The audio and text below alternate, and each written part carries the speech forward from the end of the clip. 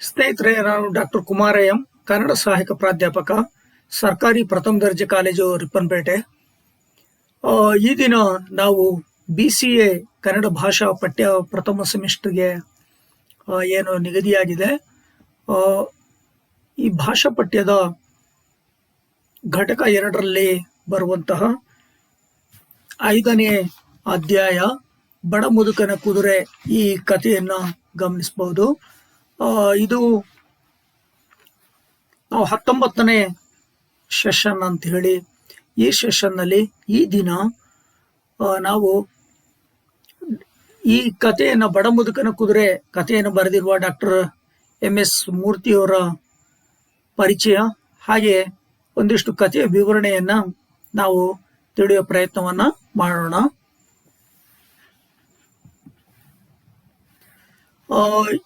ಈ ಬಡ ಮುದುಕನ ಕುದುರೆ ಕಥೆಯ ಲೇಖಕರು ಡಾಕ್ಟರ್ MS ಮೂರ್ತಿಯವರು. ಮೂಲತಃ MS ಮೂರ್ತಿಯವರು ಬೆಂಗಳೂರಿನವರು. ಇವರ ವೃತ್ತಿ ಕಲಾ ಲೋಕದಿಂದ ಕನ್ನಡದಲ್ಲಿ ಪರಿಚಿತರಾದವರು.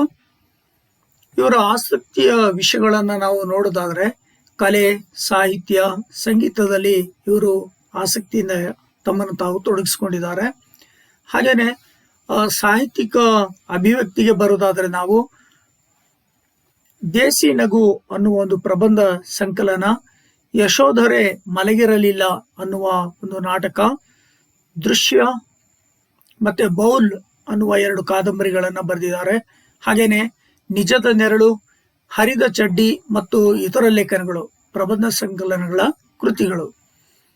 ಇನ್ನು ಇವರು ಮಕ್ಕಳ ಮನಸ್ಸಿನ ಚಿತ್ರಗಳು ಅನ್ನುವಂತಹ ವಿಷಯದ ಮೇಲೆ ಹಂಪಿಯ ಕನ್ನಡ ವಿವಿಯಿಂದ PhD ಪದವಿಯನ್ನ ಸಂಶೋಧನೆ ನಡೆಸಿ ಪಡೆದುಕೊಂಡಿದ್ದಾರೆ.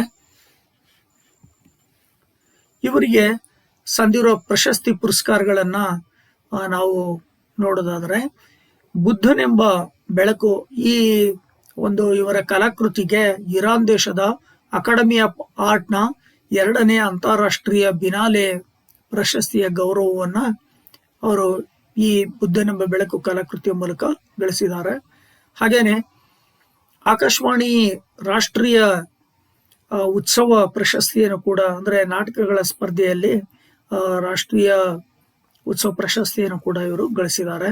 ಹಾಗೇನೆ ಕರ್ನಾಟಕ ಸಾಹಿತ್ಯ ಅಕಾಡೆಮಿ ಪ್ರಶಸ್ತಿ, ಪುಸ್ತಕ ಪ್ರಾಧಿಕಾರದ ಪ್ರಶಸ್ತಿಯನ್ನು ಸಹ ಇವರು ಪಡೆದುಕೊಂಡಿದ್ದಾರೆ. ಇವು ಅಲ್ಲದೇನೆ ಕರ್ನಾಟಕ ರಾಜ್ಯೋತ್ಸವ ಪ್ರಶಸ್ತಿ, ಶ್ರೀ ಹಾಲುಬಾವಿ ರಾಷ್ಟ್ರೀಯ ಪ್ರಶಸ್ತಿ, ಮೈಸೂರು ದಸರಾ ಕಲಾ ಗೌರವ ಪ್ರಶಸ್ತಿ, ಎಲ್ಲಕ್ಕಿಂತ ಮುಖ್ಯವಾಗಿ ಇವರು ಕಲಾಕ್ಷೇತ್ರಕ್ಕೆ ಸಲ್ಲಿಸಿದ ಸಾಧನೆಗಾಗಿ ಕಲೆಯಲ್ಲಿ ತೊಡಗಿಸಿಕೊಂಡವರಿಗೆ ನೀಡುವ ಜೀವಮಾನದ ಸಾಧನೆಯ ಒಂದು ಗೌರವ ಪ್ರಶಸ್ತಿ, ವರ್ಣಶಿಲ್ಪಿ ವೆಂಕಟಪ್ಪ ಪ್ರಶಸ್ತಿ, ಇವರ ಸಾಧನೆಗೆ ಒಂದು ಗರಿಯ ಹಾಗೆ ಪ್ರಶಸ್ತಿ ಇವರಿಗೆ ದೊರಕಿದೆ.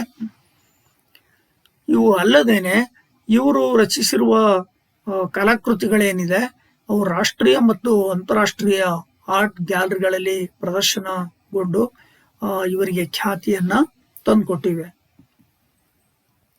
ನಮ್ಮ ಪಠ್ಯಭಾಗ ಬಡ ಮುದುಕನ ಕುದುರೆ ಇದೆಯಲ್ಲ, ಈ ಕಥೆಯನ್ನ ನಾವು ಈಗ ಗಮನಿಸೋದಾದ್ರೆ, ಹಳ್ಳಿಯ ಮುದುಕನ ಬಡತನ ಹೇಗಿತ್ತು ಅಂತೇಳಿ ಮೊದಲಿಗೆ ಕತೆ ಆರಂಭ ಆಗುತ್ತೆ. ಅಂದ್ರೆ ಕಥೆಯಲ್ಲಿ ಒಂದು ಕುತೂಹಲವನ್ನ ಮೂಡಿಸುತ್ತೆ. ಅಂದ್ರೆ ಈ ಹಳ್ಳಿಯ ಮುದುಕ ಇರ್ತಾನಲ್ಲ, ಆತ ಕಾಡಿಗೆ ಹೋಗಿ ಸೌದೆಯನ್ನ ತಂದು ಅದನ್ನ ಮಾರಿಬಿಟ್ಟು ಜೀವನ ವ್ಯಾಪನೆಯನ್ನ ಮಾಡ್ತಾ ಇರ್ತಾನೆ. ಹೀಗಿರುವಂತವನ ಬಳಿಯಲ್ಲಿ ಒಂದು ಬಹಳ ಉತ್ತಮ ಜಾತಿಯ ಒಂದು ಕುದುರೆ ಇರುತ್ತೆ. ಈ ಕುದುರೆಯನ್ನ ಆತ ತನ್ನ ಮನೆಯ ಸದಸ್ಯನ ಹಾಗೆ ಪೋಷಣೆಯನ್ನ ಮಾಡಿಕೊಂಡು ತನ್ನ ಜೊತೆಯಲ್ಲಿ ಇಟ್ಕೊಂಡಿರ್ತಾನೆ. ಆದ್ರೆ ಬಹಳ ಜನ ಏನ್ ಹೇಳ್ತಾರೆ ಅಂದ್ರೆ, ಅಯ್ಯೋ, ಈ ಮುದುಕ ಕಾಡಿಗೆ ಹೋಗಿ ಸೌದೆಯನ್ನ ಮಾರಿ ಜೀವನ ಮಾಡ್ತಾ ಇದ್ರು, ಆ ಕುದುರೆನ ಯಾಕೆ ಮಾರ್ತಾ ಇಲ್ಲ? ರಾಜ ಅವನ್ ಕೇಳಿದಷ್ಟು, ಮುದುಕ ಕೇಳಿದಷ್ಟು ಹಣವನ್ನು ಕೊಡ್ತಾನೆ, ಆತನಿಗೆ ಯಾಕೆ ಕೊಡಬಾರ್ದು ಅಂತ ಹೇಳಿ ಕೂಡ ಕೆಲವರು ಸಲಹೆಗಳನ್ನು ಕೊಡ್ತಾರೆ. ರಾಜನು ಕೂಡ ಒಮ್ಮೆ ಕೇಳಿರ್ತಾನೆ ಆ ಥರದಲ್ಲಿ, ನನಗೆ ಕುದುರೆ ಕೊಟ್ಬಿಡು, ನಿನಗೆ ಒಳ್ಳೆಯ ಹಣವನ್ನು ಕೊಡ್ತೇನೆ ಅಂತೇಳಿ. ಆದರೆ ತನ್ನ ಮನೆಯ ಸದಸ್ಯನಂತಿರುವಂತಹ ಕುದುರೆಯನ್ನ ಈ ಬಡವ ಏನ್ ಮಾಡ್ತಾನೆ ಅಂದ್ರೆ ರಾಜನಿಗೆ ಕೊಡೋಕೆ ಅವನು ನಿರಾಕರಿಸ್ತಾನೆ. ಇವನ ಇಂತಹ ನಿರ್ಧಾರ ಇದೆಯಲ್ಲ, ಬಡತನದಲ್ಲಿ ಒದ್ದಾಡ್ತಾ ಇದ್ದಾನೆ ಆದ್ರೂ ಕೂಡ ಕುದುರೆಯನ್ನ ನೀಡದೇ ಇರುವಂತಹ ನಿರ್ಧಾರ ಜನರಲ್ಲಿ ಇವನ ಬಗ್ಗೆ ಭಿನ್ನ ನಿಲುವು ತಾಳಲಿಕ್ಕೆ ಅವಕಾಶವನ್ನ ಕಲ್ಪಿಸಿಕೊಡುತ್ತೆ. ಜನ ಈತನ ಬಗ್ಗೆ ತಮ್ಮದೇ ಆದಂತ ನಿಲುವುಗಳನ್ನ ತಳಿತಾರೆ. ಹಾಗಾಗಿ ಆದ್ರೆ ಈ ಯಾವ ಮಾತುಗಳಿಗೂ ಕೂಡ ಈ ಮುದುಕ ತಲೆ ಕೆಡಿಸ್ಕೊಳ್ಳೋದಿಲ್ಲ. ಅವನು ತನ್ನ ಮನಸ್ಸನ್ನ ಕಡೆಗೆ ಹರಿಬಿಡೋದಿಲ್ಲ. ತಾನಾಯ್ತು, ತನ್ನ ಕೆಲಸವಾಯ್ತು, ಅವನು ಹಾಗೆ ಮುಂದುವರಿತಾನೆ ತನ್ನ ದಿನನಿತ್ಯದ ಕೆಲಸಗಳಲ್ಲಿ. ಹೀಗಿರುವಾಗ ಒಮ್ಮೆ ಏನಾಗುತ್ತೆ ಅಂದ್ರೆ ಅವನು ಮನೆಯ ಸದಸ್ಯನ ಹಾಗಿರುವಂತಹ ಕುದುರೆ ಏನಾಗುತ್ತೆ, ಅದು ಲಾಯದಿಂದ ಕಣ್ಮರಿ ಆಗ್ಬಿಡುತ್ತೆ. ಹೀಗೆ ಕಣ್ಮರಿಯಾಗಿ ಹೋದಾಗ ಜನ ಮತ್ತೆ ಬಂದು ಆತನಲ್ಲಿ ಮಾತನಾಡ್ತಾರೆ, ಅಯ್ಯೋ ಈ ಮುದುಕನ ದುರಾದೃಷ್ಟ ಅಂತೇಳಿ ಭಾವಿಸ್ತಾರೆ. ನೋಡಿ, ಅದೃಷ್ಟ ಎಷ್ಟು ಚೆನ್ನಾಗಿತ್ತು, ರಾಜ ಬಂದು ಕೇಳಿದ್ರು ಇವನು ಕುದುರೆ ಕೊಡ್ಲಿಲ್ಲ, ಈಗ ಕುದುರೆ ಕಾಣಿಯಾಗಿ ಹೋಯ್ತು, ಅವನ್ ಲಾಯದಲ್ಲಿ ಕುದುರೆ ಇಲ್ಲ ಅಂತ ಹೇಳ್ತಾನೆ. ಆದ್ರೂ ಕೂಡ ಮುದುಕ ಬಗ್ಗೆ ತಲೆ ಕೆಸ್ಕೊಳ್ಳದೆ, ಜನರ ಮಾತಿಗೆ ಮನ್ನಣೆಯನ್ನು ಕೊಡದೆ ನನ್ನ ದಿನನಿತ್ಯದ ಕೆಲಸಗಳಲ್ಲಿ ಅದೇ ಕಾಡಿಗೆ ಹೋಗಿ ಸೌದೆ ತರೋದು, ಮಾರೋದು, ನಿತ್ಯದ ಬದುಕನ್ನ ಸಾಗಿಸುವಂಥದ್ದು ಈ ಕಾಯಕದಲ್ಲಿ ಆತ ತೊಡಗಿಸ್ಕೊಳ್ತಾನೆ. ಹೀಗೆ ಒಂದು ಸ್ವಲ್ಪ ದಿನ ಕಳೆದ ನಂತರದಲ್ಲಿ ಆತನ ಲಾಯಕ್ಕೆ ಕಳೆದು ಹೋದ ಕುದುರೆ ವಾಪಸ್ ಬರುತ್ತೆ. ಮತ್ತೆ ತಾನು ವಾಪಸ್ ಬರುವಾಗ ತನ್ನ ಜೊತೆಗೆ ಆಕರ್ಷಕವಾದ 12 ಕುದುರೆಗಳನ್ನು ಕರೆದುಕೊಂಡು ಬಂದಿರುತ್ತೆ. ಆಗ ಜನಗಳ ಮನಸ್ಸಲ್ಲಿ ಮತ್ತೆ ಬೇರೆ ತರದ ಭಾವನೆಗಳು ಹೇಳುತ್ತೆ. ಅಯ್ಯೋ, ಈಗ ನೋಡಿ, ಆಗ ದುರದೃಷ್ಟ ಅಂತೇಳಿ ಹಳಿದ ಜನ ಮತ್ತೆ ಅವನನ್ನು ಕೊಂಡಾಡ್ಲಿಕ್ಕೆ ಶುರು ಮಾಡ್ತಾರೆ. ಇವನ ಅದೃಷ್ಟ ನೋಡಿ,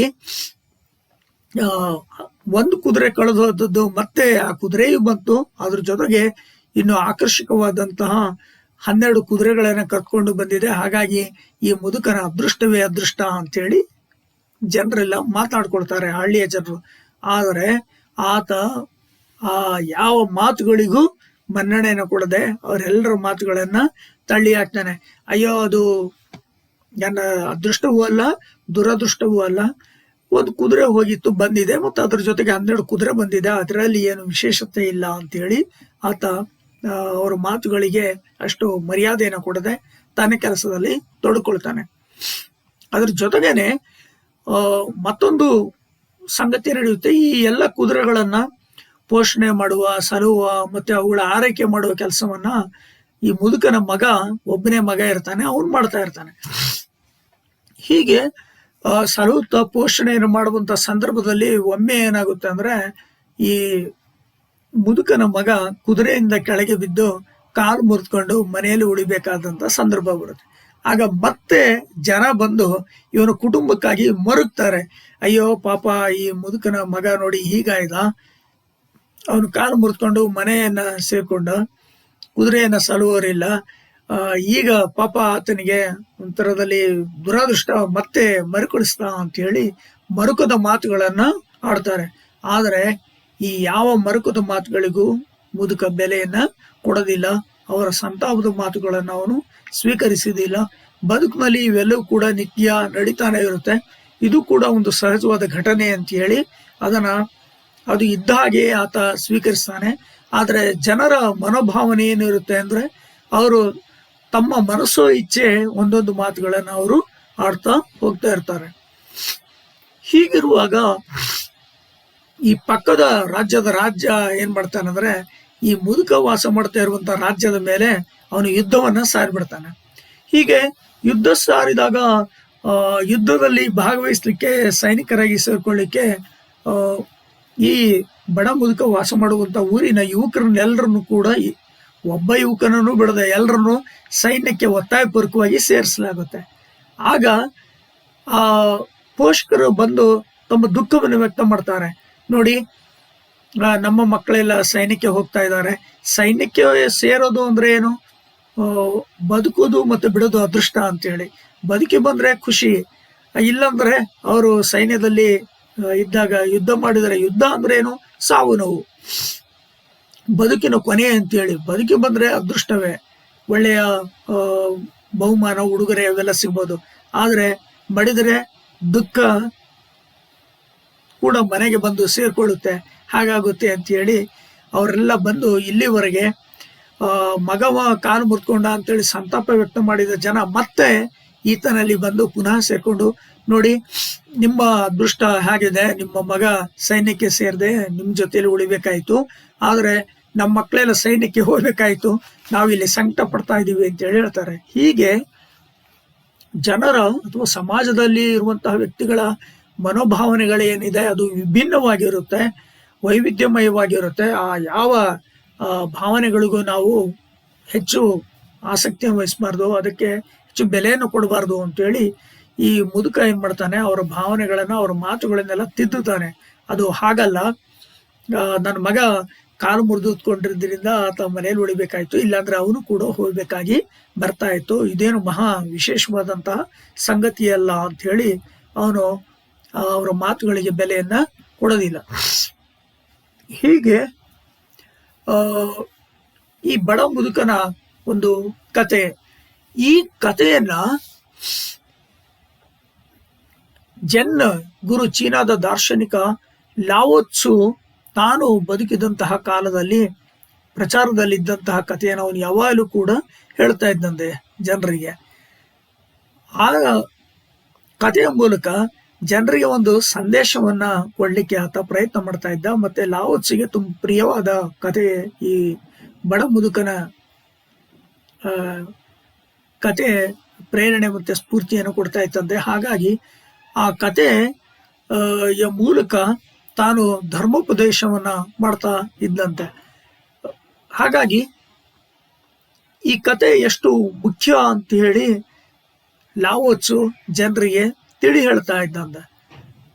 ಹಾಗಾಗಿ ಅಂದ್ರೆ ಈ ಸಮಾಜದ ತಲ್ಲಣಗಳೇನಿದೆ, ಈ ತಲ್ಲಣಗಳಿಗೆ ಎಲ್ಲದಕ್ಕೂ ಕೂಡ ನಮ್ಮ ನಂಬಿಕೆ ಮತ್ತೆ ಪ್ರತಿಕ್ರಿಯೆಗಳು ಕಾರಣವಾಗುತ್ತೆ ಅನ್ನೋದನ್ನ ಈ ಕತೆ ನಮಗೆ ಕಟ್ಟಿಕೊಡುತ್ತೆ. ಹಾಗೇನೆ ನಾವು ಸಮಾಜದ ಒಂದು ಭಾಗವಾಗಿ ಜನರು ಎಲ್ಲದಕ್ಕೂ ಕೂಡ ಪ್ರತಿಕ್ರಿಯೆ ಕೊಡುವಂತಹ ಅಗತ್ಯ ಇಲ್ಲ ಅಂತೇಳಿ, ಯಾವುದು ಅಗತ್ಯ ಯಾವುದು ಅನಗತ್ಯ ಅಂತೇಳಿ ವ್ಯತ್ಯಾಸವನ್ನು ತಿಳಿದು ನಾವು ಪ್ರತಿಕ್ರಿಯೆಯನ್ನು ಕೊಡಬೇಕು ಅನ್ನೋದನ್ನ ಈ ಕತೆ ನಮಗೆ ತಿಳಿಸ್ಕೊಡುತ್ತೆ ಎಂದು ಲಾವೋ ತ್ಸು ಹೇಳ್ತಾ ಇದ್ದ ಈ ಕಥೆಯನ್ನ MS ಮೂರ್ತಿಯವರು ನಮಗೆ ಸಂಗ್ರಹ ಮಾಡಿ ಯಥಾವತ್ತಾಗಿ ನೀಡ್ತಾರೆ. ಹಾಗಾಗಿ ಇದೊಂದು ವಿಶಿಷ್ಟವಾದ ಒಂದು ಕಥೆ ಅಂತೇಳಿ ಹೇಳ್ಬೋದು. ಈ ಕಥೆಯ ವೈಶಿಷ್ಟ್ಯ ಮತ್ತೆ ಇದರ ಆಶಯ ವಿವೇಚನೆಯನ್ನ ನಾವು ಮುಂದಿನ ಸೆಷನ್ನಲ್ಲಿ ತಿಳ್ಕೊಳ್ಳೋಣ. ಇಲ್ಲಿಯವರೆಗೆ ಬಡ ಮುದುಕನ ಕುದುರೆ ಅನ್ನುವ ಕಥೆಯ ವಿವರಣೆ ಮತ್ತೆ ಲೇಖಕರ ಪರಿಚಯವನ್ನು ನಾವು ತಿಳಿದುಕೊಂಡೆವು. ಮತ್ತೆ ಮುಂದಿನ ಸೆಷನ್ನಲ್ಲಿ ಈ ಕಥೆಯ ವೈಶಿಷ್ಟ್ಯಗಳನ್ನ, ಆಶಯ ಮತ್ತು ವಿವೇಚನೆಯನ್ನ ತಿಳಿದುಕೊಳ್ಳೋಣ. ಇಲ್ಲಿಯವರೆಗೆ ಆಲಿಸಿದ್ದಕ್ಕಾಗಿ ತಮಗೆಲ್ಲರಿಗೂ ಕೂಡ ಧನ್ಯವಾದಗಳು.